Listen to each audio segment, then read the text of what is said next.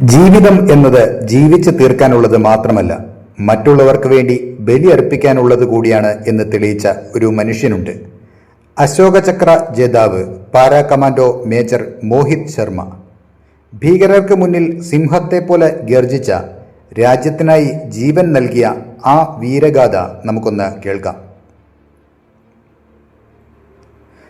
1978 ഹരിയാനയിലെ റോഹ്തക്കിലാണ് മോഹിത് ജനിച്ചത്. പഠനത്തിലും സ്പോർട്സിലും മികച്ചു നിന്ന മോഹിത്തിന് ഒരേ ഒരു ലക്ഷ്യമേ ഉണ്ടായിരുന്നുള്ളൂ: ഇന്ത്യൻ സൈന്യം. നാഷണൽ ഡിഫൻസ് അക്കാദമിയിൽ ചേർന്ന അദ്ദേഹം പിന്നീട് ലാൻസ് നായിക്കായി മാറിയത് തൻ്റെ കഴിവും കഠിനാധ്വാനവും കൊണ്ടാണ്. 1 പാരാ സ്പെഷ്യൽ ഫോഴ്സിൽ അദ്ദേഹം അംഗമായതോടെ ഇന്ത്യക്ക് ലഭിച്ചത് അതിശക്തനായ ഒരു പോരാളിയെയാണ്. 2003 അവസാന നാളുകൾ. ജമ്മു കാശ്മീരിലെ ഭീകരവാദം അടിച്ചമർത്താൻ സൈന്യം പുതിയ തന്ത്രങ്ങൾ ആവിഷ്കരിക്കുന്ന സമയം. അവിടെയാണ് മേജർ മോഹിത് ശർമ്മ എന്ന കരുത്തനായ പോരാളി ഒരു പുതിയ വേഷമണിയുന്നത്. ഒരു കമാൻഡോ എന്ന നിലയിൽ നിന്ന് ഒരു ചാരനായി അദ്ദേഹം മാറി. അദ്ദേഹം തൻ്റെ പേര് മാറ്റി ഇഫ്തിഖർ ഭട്ട്. നീട്ടി വളർത്തിയ താടിയും മുടിയും, തനി കശ്മീരി ഉച്ചാരണത്തിലുള്ള സംസാരവും. സ്വന്തം സഹപ്രവർത്തകർക്ക് പോലും തിരിച്ചറിയാൻ കഴിയാത്ത വിധം അദ്ദേഹം ഇഫ്തിഖർ ഭട്ടായി മാറി. ഹിസ്ബുൾ മുജാഹിദീൻ എന്ന ഭീകര സംഘടനയുടെ ഉള്ളറകളിലേക്ക് കടന്നു ചെല്ലുകയായിരുന്നു അദ്ദേഹത്തിന്റെ ലക്ഷ്യം. ഭീകരരുടെ വിശ്വാസം നേടിയെടുക്കുക എന്നത് അസാധ്യമായ കാര്യമായിരുന്നു. പക്ഷേ ഇഫ്തിഖർ ഭട്ട് അവരോട് പറഞ്ഞത് തന്റെ സഹോദരനെ ഇന്ത്യൻ സൈന്യം കൊലപ്പെടുത്തിയെന്നും അതിന് പ്രതികാരം ചെയ്യാനാണ് താൻ വന്നതെന്നുമാണ്. ആഴ്ചകളോളം അദ്ദേഹം അവർക്കൊപ്പം ഗുഹകളിലും രഹസ്യ കേന്ദ്രങ്ങളിലും കഴിഞ്ഞു. അവർ കഴിക്കുന്ന ഭക്ഷണം കഴിച്ചു, അവരുടെ കൂടെ ഉറങ്ങി.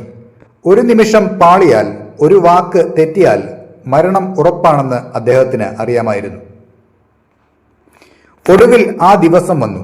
2 കൊടും ഭീകരരായ അബു സാബും അബു ഫൈസലും ഇഫ്തിഖർ ഭട്ടിനെ പൂർണ്ണമായും വിശ്വസിച്ചു. ഇന്ത്യൻ സൈന്യത്തിന്റെ ഒരു ചെക്ക് പോസ്റ്റ് ആക്രമിക്കാൻ അവർ പദ്ധതിയിട്ടു. ആ ദൗത്യത്തിന് താൻ കൂടെ ഉണ്ടാകുമെന്ന് മോഹിത് അവർക്ക് വാക്ക് നൽകി. എന്നാൽ ആ ഭീകരർ അറിഞ്ഞിരുന്നില്ല തങ്ങൾ കൂടെ കൂട്ടിയത് മരണത്തെയാണെന്ന്. അതിർത്തി ഗ്രാമത്തിലെ ആ രഹസ്യ താവളത്തിൽ വെച്ച് ഭീകരർ ഒട്ടും പ്രതീക്ഷിക്കാത്ത നിമിഷത്തിൽ മേജർ മോഹിത് തന്റെ വേഷം അഴിച്ചുവെച്ചു. ഇഫ്തിഖർ ഭട്ട് എന്ന ചാരനിൽ നിന്ന് മേജർ മോഹിത് ശർമ്മ എന്ന പാരാ കമാൻഡോ ഉയർത്തെഴുന്നേറ്റ നിമിഷം. സെക്കൻഡുകൾക്കുള്ളിൽ തന്റെ പക്കലുണ്ടായിരുന്ന 9mm പിസ്റ്റൾ ഉപയോഗിച്ച് ആ 2 ഭീകരവാദികളെയും അദ്ദേഹം വധിച്ചു. പതറാത്ത കൈകളോടെ, ലക്ഷ്യം തെറ്റാത്ത വെടിയുണ്ടകളോടെ അദ്ദേഹം ആ ദൗത്യം പൂർത്തിയാക്കി.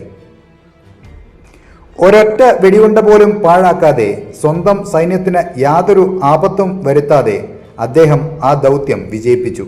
ഭീകരവാദികളുടെ നെഞ്ചിൽ ഭയത്തിന്റെ വിത്തുപാകിയ ആ രാത്രിയാണ് മേജർ മോഹിത് ശർമ്മ എന്ന പേര് ഇന്ത്യൻ സൈന്യത്തിന്റെ ചരിത്രത്തിൽ സ്വർണ്ണ ലിപികളാൽ എഴുതപ്പെട്ടത്.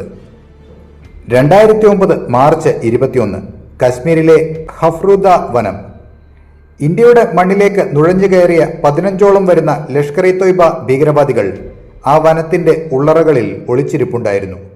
അവർക്ക് ഒരു കാര്യം അറിയില്ലായിരുന്നു: അവരെ കാത്തിരിക്കുന്നത് മരണമല്ല, സാക്ഷാൽ യമരാജന്റെ പ്രതിരൂപമായ മേജർ മോഹിത് ശർമ്മയാണെന്ന്.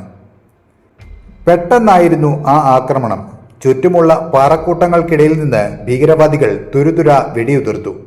പുകമഞ്ഞും കാടിന്റെ സാന്ദ്രതയും കാരണം ശത്രു എവിടെയാണെന്ന് പോലും അറിയാൻ കഴിയാത്ത സാഹചര്യം. തന്റെ ടീമിലെ 2 സൈനികർ വെടിയേറ്റ് വീഴുന്നത് കണ്ടപ്പോൾ മോഹിത്തിന്റെ ഉള്ളിലെ പോരാളി ഉണർന്നു. മറ്റൊരാളായിരുന്നെങ്കിൽ അവിടെ പതറിപ്പോയിനി. പക്ഷേ മോഹിത് ശർമ്മ വ്യത്യസ്തനായിരുന്നു. ഇഫ്തിഖർ ഭട്ട് എന്ന പേരിൽ ശത്രുവിന്റെ നെഞ്ചിൽ ഭയം വിതച്ച അതേ വീര്യം അദ്ദേഹം പുറത്തെടുത്തു. തന്റെ സഹപ്രവർത്തകരെ രക്ഷിക്കാൻ സ്വന്തം ജീവൻ ഒരു കവചമാക്കി അദ്ദേഹം ശത്രുക്കളുടെ നേരെ കുതിച്ചു ചെന്നു. ഒരു വശത്തു നിന്ന് പാഞ്ഞു വന്ന വെടിയുണ്ടകൾ അദ്ദേഹത്തിന്റെ നെഞ്ചിലും തോളിലും തറച്ചു കയറി. രക്തം വാർന്നൊഴുകിയിട്ടും അദ്ദേഹം വീണില്ല. ശരീരത്തിൽ വെടിയുണ്ടകൾ തറച്ചു കയറുമ്പോഴും അദ്ദേഹത്തിന്റെ ലക്ഷ്യം ഒന്ന് മാത്രമായിരുന്നു: മാതൃഭൂമിക്ക് ഭീഷണിയായ ആ ഭീകരവാദികളെ ഇല്ലാതാക്കുക. വീഴുന്നതിന് തൊട്ടു മുൻപ് പോയിന്റ് ബ്ലാങ്ക് റേഞ്ചിൽ നിന്ന് 2 ഭീകരവാദികളെ അദ്ദേഹം വധിച്ചു. മരണത്തിന്റെ തണുപ്പ് ശരീരത്തിലേക്ക് പടരുമ്പോഴും അദ്ദേഹം തന്റെ റേഡിയോയിലൂടെ ടീമിന് നിർദ്ദേശങ്ങൾ നൽകിക്കൊണ്ടിരുന്നു. വിട്ടുകൊടുക്കരുത്, അവരെ എല്ലാവരെയും വധിക്കണം. ഹഫ്രൂദയിലെ ആ മണ്ണ് അദ്ദേഹത്തിന്റെ രക്തത്താൽ ചുവന്നു. ഭാരതാംബയുടെ ആ ധീരപുത്രൻ തന്റെ അവസാന ശ്വാസവും ആ കാടിന്റെ നിശബ്ദതയിൽ നൽകി. അദ്ദേഹം വീണത് തോറ്റുകൊണ്ടല്ല, മറിച്ച് വരാനിരിക്കുന്ന വിജയത്തിന് തന്റെ ജീവൻ ബലി നൽകിക്കൊണ്ടാണ്. ആ പോരാട്ടത്തിൽ കൊല്ലപ്പെട്ടത് 10 കൊടും ഭീകരവാദികളായിരുന്നു. മോഹിത് ശർമ്മ എന്ന പേര് കേൾക്കുമ്പോൾ ഇന്നും ശത്രുക്കളുടെ നെഞ്ചിൽ ഒരു കൊള്ളിയാൻ മിന്നുന്നത് ആ പോരാട്ടത്തിന്റെ വീര്യം കൊണ്ടാണ്. ഒരു സൈനികൻ മരിക്കുന്നത് വെടിയുണ്ടകൾ ഏൽക്കുമ്പോഴല്ല, മറിച്ച് തന്റെ രാജ്യം തന്നെ മറന്ന് തുടങ്ങുമ്പോഴാണ്. മേജർ മോഹിത് ശർമ്മ ഒരിക്കലും മരിക്കില്ല. ഓരോ ഭാരതീയന്റെയും അഭിമാനമായി അദ്ദേഹം ജീവിക്കും. മരണാനന്തര ബഹുമതിയായി രാജ്യം അദ്ദേഹത്തിന് അശോകചക്ര നൽകി.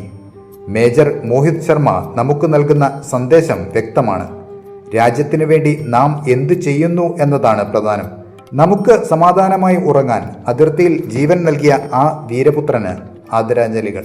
ഇഫ്തിഖർ ഭട്ടായി അദ്ദേഹം കാണിച്ച ബുദ്ധിശക്തിയും മേജർ മോഹിത് ശർമ്മയായി അദ്ദേഹം കാണിച്ച ധീരതയും എന്നും നമുക്ക് പ്രചോദനമാണ്.